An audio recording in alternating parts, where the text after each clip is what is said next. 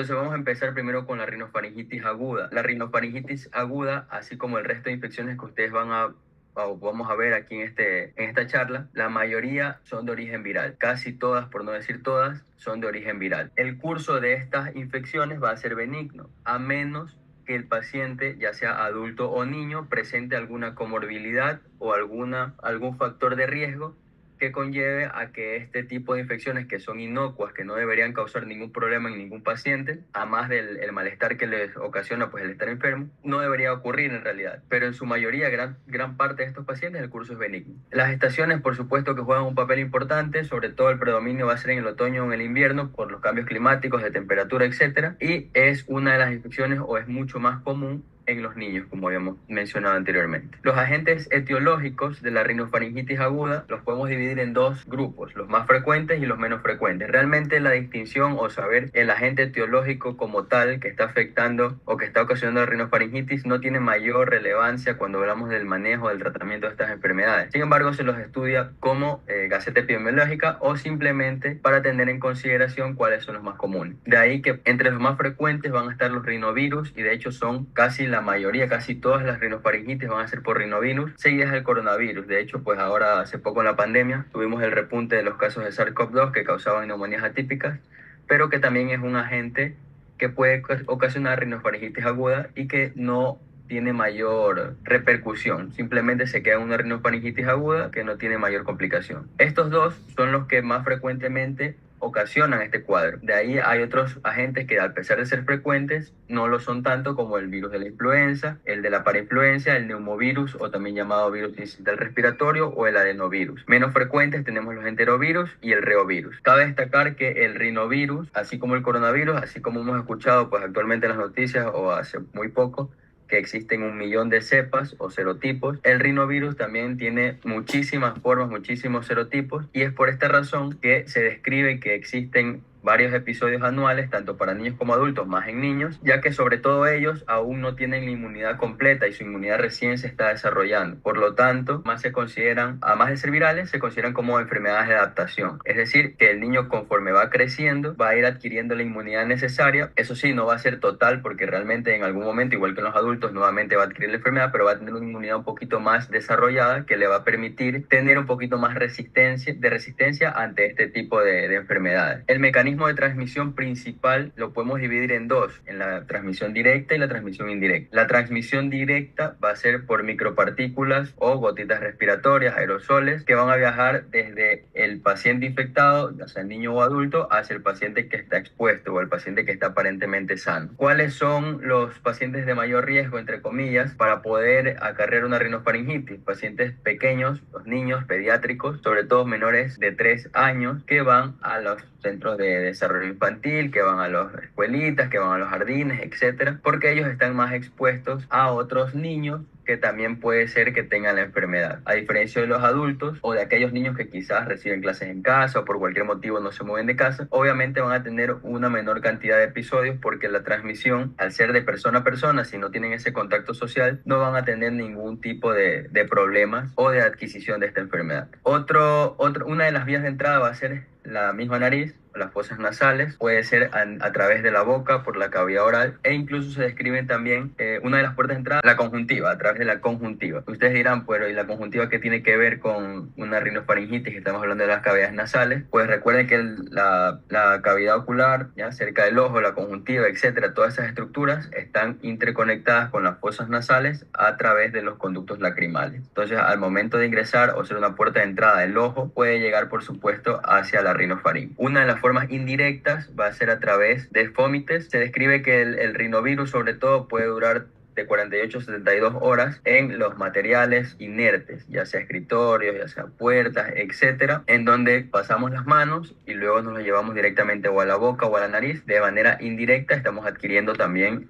el virus. La patogenia o la fisiopatogenia. La fisiopatogenia es importante en estos casos, pues nos va a indicar, primero, signos y síntomas. De ahí sale absolutamente todo. Segundo, nos va a indicar qué medidas podemos tomar nosotros para poder tratar a ese paciente. En su mayoría son medidas generales, más que farmacológicas, sobre todo en niños. En adultos tal vez se puede utilizar un poco más de medicamentos, pero no siempre son necesarios. El periodo de incubación aproximado es de 2 a 7 días, con una extensión, algunos autores mencionan hasta 10 días, en donde comienzan a aflorar realmente los síntomas. ¿Cómo va o cómo empieza? Habíamos mencionado que el mecanismo de transmisión puede ser directo a través de la entrada por parte de las fosas nasales o de la cavidad nasal o la cavidad oral. Van a llegar al epitelio respiratorio. En este epitelio respiratorio van a colonizar. Además de colonizar, van también a comenzar la replicación. Una vez que comienza la replicación viral, lo que va a ocasionar es un síndrome inflamatorio a nivel respiratorio con liberación de interleucinas, llegada de macrófagos, por supuesto, células blancas, etcétera, que van a ocasionar todo lo que es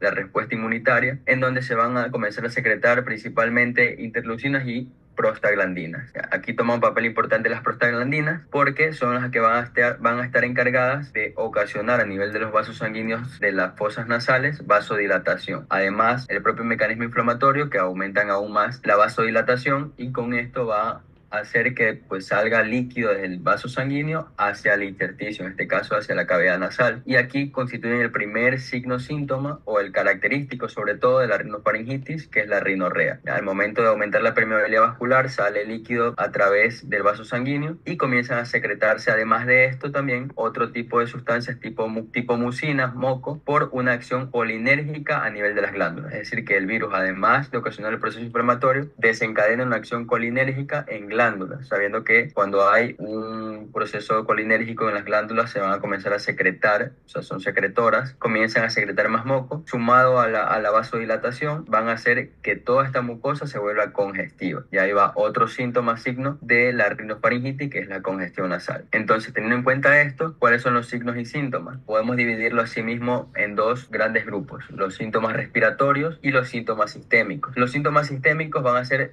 en su mayoría los mismos para todas estas patologías, ya sea sinusitis, ya sea faringitis, ya sea faringomigdalitis o en este caso la rinofaringitis. Alza térmica, que puede llegar hasta los 39 grados centígrados, siempre dependiendo de la reacción propia del organismo. Más allá de los 39 es bastante raro, no es excepcional, pero es bastante raro. Se pueden sumar mialgias, dolores musculares, artralgias, astenia, decaimiento, etcétera, malestar general. A nivel respiratorio se van a producir primero, en primer lugar, en primera instancia, uno de los síntomas principales va a ser las molestias faríngeas. El paciente le va a mencionar que tiene simplemente como una picazón a nivel de la garganta, que por ahí medio algo siente que le duele. Esas son las primeras impresiones que va a dar una rinofaringitis. Luego, después de esto, va a comenzarse a secretar más líquido, el proceso inflamatorio, más moco, y va a llevar a la congestión nasal. Sumado a la congestión nasal, la rinorrea hialina, hay que tener muy en cuenta aquí un ojo, un paréntesis, porque la rinorrea hialina a los 2 o 3 días en promedio se puede tornar purulenta, ¿ya? Pero esto no significa que sea una rinofaringitis de origen bacteriana. Esto quiere decir que en el caso de ver este tipo de manifestación, no es un indicativo para nosotros dar antibiótico-terapia. Ya se sigue manejando bajo criterios de medidas generales. ¿Por qué se vuelve purulenta? Quizás tengan la duda. Pues la rinorrea hialina nace a partir de una vasodilatación que se mezcla con los mocos producidos por las glándulas. Como se vuelve congestivo, se hace difícil de eliminación, etcétera, van a las bacterias que se encuentran como colonizadoras en nivel respiratorio, a nivel de las fosas nasales, pueden colonizar, pueden comenzar a mezclarse con estos otros procesos y tornan la rinorrea hacia purulenta. Pero nuevamente repito, esto no es un indicativo de nosotros utilizar antibiótico terapia. Otro de los síntomas es una irritación mucosa, la sensación pues de molestias a nivel de la nariz, ardor, etc. Los estornudos son bastante frecuentes y la tos. ¿Ya? Después de 3-4 días se puede aumentar una tos y si se han fijado, yo he mencionado aquí después de 2-3 días, después de 3-4 días, etc. Esto es porque la rinofaringitis en todos estos signos, síntomas que estamos mencionando, puede durar desde 1 hasta 2 semanas. Lo primero que nosotros tenemos que tener en cuenta también y decirle al paciente es que tiene que tener paciencia, que no se puede disminuir o acortar quizás el tiempo de evolución de la enfermedad, pero que ver desapareciendo y disminuyendo todas estas molestias conforme pasen los días. Se han descrito casos excepcionales en uno que otro artículo, en uno que otro estudio, de hasta 10 semanas que puede durar una rinofaringitis. Sin embargo, pasados este periodo de tiempo, de 2 semanas en promedio, ya se debe de pensar y de investigar que no sea algún otro factor condicionante o alguna otra enfermedad que esté causando rinorreas, irritación mucosa, congestiones nasales, etcétera, etcétera, etcétera. O sea, ya descartar la rinofaringitis e irnos hacia diagnósticos un poquito más de comorbilidad. Bien, como había dicho, entonces la tos puede aparecer en los 3-4 días y puede durar hasta las mismas 2 semanas. Hay pacientes que, a pesar de haber desarrollado una rinofaringitis aguda, hay virus o agentes etiológicos que habíamos visto en la tabla anterior, como el virus sincitial respiratorio, que es una de las causas en el caso de los niños, de bronquiolitis. Ya el síntoma de la tos puede durar incluso hasta 3 semanas. Cuando yo digo esta tos, ya se considera como una hiperreactividad bronquial. Ya cuando la tos supera las 3 semanas, obviamente a ser diferenciales, pues no, se habla también o hemos estudiado cuando nosotros no, hemos tenido que estudiar, por ejemplo, tuberculosis, hemos dicho que tos secas, ya porque en la mayoría de estos pacientes la tos es seca, tos secas de más de 2 semanas, ya se debe pensar en un tipo de tuberculosis, pero también se debe pensar en el perfil epidemiológico. Si el paciente no tiene antecedentes de alguna enfermedad como para diagnosticar tuberculosis, el paciente no tiene un contacto con pacientes que han tenido tuberculosis y el antecedente de rinofaringitis aguda, y después de este proceso es que se mantiene la tos, obviamente nosotros podemos ahí estar hablando de una hiperreactividad bronquial. En los adultos, esta hiperreactividad bronquial se la puede tratar con corticoides y broncodilatadores. ¿En qué pacientes los síntomas son más agudos y molestos? Ya, como habíamos dicho al inicio en epidemiología, los factores propios del ser humano, en este caso los fumadores, hacen que todos estos síntomas sean mucho más agudizados cuando se presenta la rinofaringitis. En estos pacientes fumadores hay que tener especial énfasis porque muchos de ellos, por ejemplo, puede ser que tengan un EPOC escondido o un EPOC no diagnosticado, en cuyo caso una rinofaringitis podría complicar o exacerbar su cuadro de EPOC. Así que hay que tener mucho ojo siempre en los antecedentes de los pacientes. ¿Cómo vamos a tratar ahora sí esta rinofaringitis? Como habíamos dicho, lo más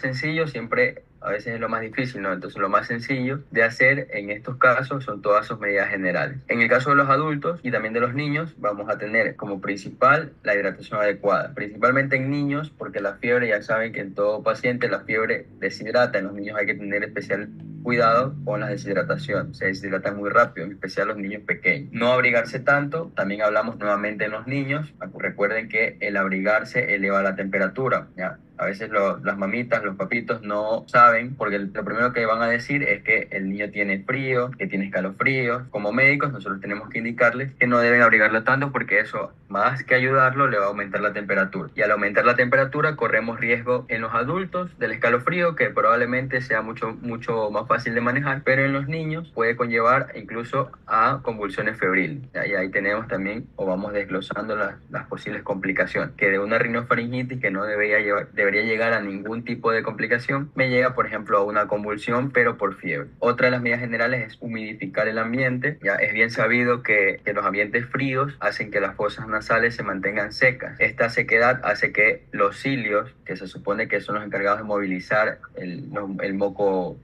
formado, las secreciones, etcétera. Si no hay secreción, no hay nada. Las secreciones ayudan a eliminar o barrer esos microorganismos o desechos para evitar de que causen alguna infección. Entonces, si se mantiene seca la fosa nasal, los cilios no van a mover nada, no hay ni siquiera moco, no hay ningún medio de defensa, van a colonizar ciertos agentes. Evitar irritantes, ya, esto es en adultos y en niños, sobre todo, habíamos hablado de los pacientes fumadores, se debe evitar el humo del tabaco como principal medida, de ahí el humo de cualquier tipo, ya sea por quema de basura, todo lo que sea humo. Reposo, sí, el reposo puede ser un reposo relativo, un reposo absoluto, dependiendo de la severidad de los síntomas. Y los lavados nasales, esto es muy importante en los niños. En los niños estas medidas generales se mantienen tal cual. En los adultos podemos cambiar a medidas farmacológicas. En los niños el principal tratamiento es o debería ser los lavados nasales, ya más allá de los sintomáticos, como por ejemplo en el caso de la alza térmica, pero el tratamiento principal son los lavados nasales. ¿Por qué razón? Sobre todo hay que tener ojo en los niños que son menores de 6 semanas. De hecho, en los niños menores de 3 meses, pero especial y mucho mayor cuidado en los niños menores de 6 semanas, porque la mayoría de ellos, ya por debajo de 6 meses, todavía no tienen una respiración bucal. Y como habíamos mencionado por acá, uno de los primeros mecanismos es que ocurre una congestión con rinorrea y una inflamación de la mucosa. Los niños, al no poder respirar por la boca, o no saber, mejor dicho, porque estos es muy pequeñitos, no saben respirar por la boca, corren el riesgo de una muerte súbita neonatal. O bueno, muerte súbita del niño. Estos lavados nasales ya deberían ser habitualmente con solución fisiológica si no hay mayor complicación, o en el caso de que amerite, soluciones hipertónicas. No deben exceder los 3, máximo 2-3 cc en cada fosa nasal para los niños más pequeños. Los niños más grandes se puede utilizar ya un poquito más, siempre a ni una presión tan alta ni una presión tan baja. Farmacológico. El farmacológico tipo analgésico y antipirético se puede utilizar en los niños sin ningún problema, ya para evitar lo que había mencionado, las alzas térmicas y las convulsiones febriles. Los analgésicos y los antipiréticos más conocidos, pues ya el paracetamol, por ejemplo, uno de los más utilizados porque es el más inocuo, porque va bien, porque no tiene ninguna o mayormente repercusiones a nivel de otros órganos. Vasoconstrictores nasales y antitusígenos, ya lo ponemos en un grupo muy aparte porque los vasoconstrictores nasales, así como los antitusígenos, están contraindicados en niños menores de 2 años. Se debe tener una contraindicación absoluta en estas edades. Entre los 2 y los 12 años tampoco hay grandes estudios que nos digan que se puede utilizar, pero se debería tener una contraindicación relativa. Ya no es una contraindicación absoluta, sino relativa. Pero por encima de 12 años tal vez ya se puede considerar el uso. Ahora, sabiendo los signos, síntomas, para el malestar, alza térmica, mialgias, etc., vamos a utilizar principalmente el paracetamol, nuestro fiel aliado. Lucha y gana tantas batallas. Para los adultos, obviamente, la dosis estándar es 500 a 1 gramo con una dosis máxima de 4 gramos al día. Siempre teniendo en cuenta nuevamente los antecedentes de cada paciente. Mucho cuidado, ya que el paracetamol es uno de los medicamentos que puede ocasionar hepatotoxicidad. Obviamente tenemos que tener especial cuidado en los pacientes que sean hepatópatas. En los niños la dosis estándar de 10 a 15 miligramos por kilo, ¿ya? Y las alternativas que podemos utilizar para este tipo de enfermedades, de este tipo de infecciones o de malestares, puede ser un ácido acetil salicílico, un ibuprofeno, diclofenac, obviamente guardando estos medicamentos más que nada para los adultos. En el caso de los niños sí se puede dar, por ejemplo, el ibuprofeno, pero es mucho menos utilizado. Mayormente es el paracetamol para el malestar. El ibuprofeno debe guardarse únicamente para pacientes que con el paracetamol tal vez no se pueda manejar de forma adecuada o el malestar o las mialgias, artralgias, etc. El alza térmica se puede manejar tranquilamente con un paracetamol, siempre titulando dosis 10. Si no funciona de 10, se puede aumentar a 15. La congestión nasal se puede manejar con lavados nasales en los niños. Es la única indicación. En el caso de los adultos, se puede utilizar otro tipo de medicamentos, ya sea tópicos u orales. Los medicamentos tópicos, la nafasolina, la oximetocilina o la propilexedrina, son bastante comercializados y que tienen una buena acogida. Sí sirven bastante, la verdad, para este tipo de malestares. En el caso de nafasolina, viene pues en forma de gotas, gotero. Se puede utilizar de 1 a 3 gotas en cada fosa nasal, cada 6 horas, cada 4 horas, dependiendo de qué tanto es la molestia o la congestión. La oximetazolina viene muchas veces como un atomizador. En nuestro medio aquí en Ecuador se lo comercializa bajo el nombre de la Frim. Y la propilexedrina, aquí en Ecuador no se comercializa la propilexedrina, pero también es otro medicamento que puede ayudar. ¿Qué me interesa saber a mí de estos agentes tópicos? Que estos no se pueden utilizar por más de 2 a 3 días. Máximo 3 días. ¿Por qué razón? Porque estos son vasoconstrictores. Al ser vasoconstrictores pueden ocasionar un efecto rebote. Nosotros queremos tratar de que no se congestione por el mismo proceso inflamatorio o por la misma vasodilatación que ocurre a nivel nasal, pero al hacer el efecto rebote hace que se vasoconstriña demasiado los vasos y van a causar una resequedad a nivel de la mucosa. Y esto puede conllevar a otras complicaciones también, como la rinitis medicamentosa. Van sobre todo de la mano con el uso desmedido de la oximetazolina. De ahí la otra medida que los puede ayudar son los lavados nasales. Por vía oral se puede utilizar la fenilefrina, la pseudoefedrina, la methoxamina, etcétera, que son tipo tablet. Para la tos se puede utilizar en adultos, ya siempre en adultos. Este tipo de medicamentos no se lo utiliza en niños. El dextrometorfano. El dextrometorfano es un derivado de los opiáceos. Ya se lo considera bastante cercano a la codeína, que actúan a nivel del centro tusígeno, o sea, tienen una acción central que inhiben el reflejo de la tos. Tanto el dextrometorfano como la pseudoefedrina, felinefrina vienen siempre combinados. O sea, estos medicamentos no vienen solos, sino que vienen combinados, ¿ya? Y vienen por lo general en jarabes o en tabletas para el propio resfriado. Por ejemplo, aquí he puesto los que más se comercializan aquí en Ecuador: Notusin, Tusolvina, Tusigen, son los más utilizados. En el caso de la pseudoefedrina, pues otros medicamentos como el Trioval, ya, o sea, esos medicamentos que son para resfriado lo tienen. Obviamente vienen mezclados, como por ejemplo en el caso del Trioval viene mezclado con clorfenamina, ya que es un antihistamínico. En el caso aquí vemos que pues, se puede utilizar para la rinorrea y estornudo, o viene mezclado con paracetamol también. Para la rinorrea y el estornudo, ¿qué se puede utilizar? lo mismo, tópicos, el bromuro y patropio, orales como la clorfeniramina, que es la que les acabo de mencionar, o la clemastina. Los he puesto aquí en negro y he puesto acá la palabra antihistamínicos, porque si bien es cierto, los antihistamínicos tienen cierta acción anticolinérgica, ¿ya? Anticolinérgica, y recuerden que uno de los mecanismos patógenos o patológicos era la acción colinérgica a nivel de las glándulas. Se cree que el uso de antihistamínicos puede ayudar a disminuir la rinorrea y también por ahí un poco la congestión nasal. Clorfenamina y clemastina son antihistamínicos anti-H1. Este grupo farmacológico, hasta la actualidad, hasta la fecha de hoy, todavía no hay resultados concluyentes de que realmente sirvan para este tipo de situaciones. Se los prescribe en su mayoría, pero todavía no hay algo sistematizado que digamos esto sirve para esto aquí. Otros estudios tal vez han demostrado que otro tipo de antihistamínicos, porque la clorfenamina y la clemastina son de primera generación, otros antihistamínicos como los de segunda generación, como la loratadina, cetiricina, sobre todo cetiricina, ha demostrado que sí puede ayudar, pero no en la rinorrea y estornudo, sino que ayuda más bien a nivel de la congestión nasal. Pero todavía no se llega a un consenso general de que los antihistamínicos tengan una gran relevancia para poder tratar este tipo de